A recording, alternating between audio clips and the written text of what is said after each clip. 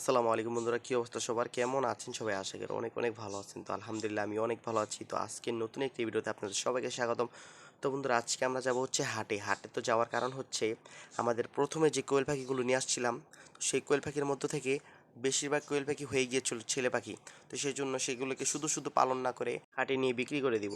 তো সেই জন্য আমার বন্ধুকে আনালাম। আনার পর বন্ধু পাখিগুলোকে ধরে খাঁচার ভিতরে রাখছে।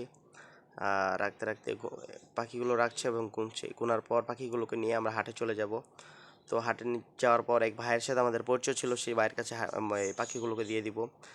আর আপনাদেরকে বলতে ভুলে গিয়েছিলাম, আমি পরে আরও 10টি কোয়েল পাখি কিনেছি। তো কেনার কারণ হচ্ছে, কারণ ছেলে পাখি তো শুধু শুধু পালন করে লাভ নেই, সেজন্য পরে পরে 10টি আমি মেয়ে কোয়েল পাখি নিয়ে আসলাম। তো সেই পাখিগুলো আনার পরও আজকে প্রায় অনেক দিন হয়ে গিয়েছে। তো আজকে প্রায় বয়স হবে 38 থেকে 39 দিন প্লাস, না 38 থেকে 39 দিনই হবে।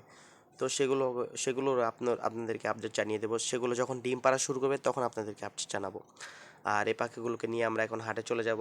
তো হাটে যাওয়ার পর ভাইয়ের সাথে কথা তো বলা হয়েছেই। তো ভাইয়ের সাথে কথা বলে এখন আপনাদেরকে হাটের দৃশ্যটা দেখাবো, কী অবস্থা হাটের। তো আমরা এখান থেকে গিয়েছিলাম ফতুল্লা হাটের। তো ফতুল্লা হাটে গিয়েছিলাম আমাদের এখানে।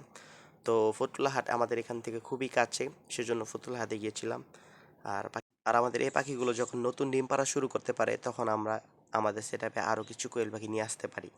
কারণ এই এখন একটু প্রাইস বেশি চলতেছে, দাম এখন একটু কোয়েল পাখির দাম একটু বেশি চলতেছে, সেই জন্য এখন আর পাখি আনবো না।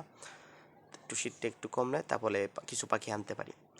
তো এখন নিয়ে চলে যাব পাখিগুলোকে, খাঁচার ভিতরে ভরে দিলাম।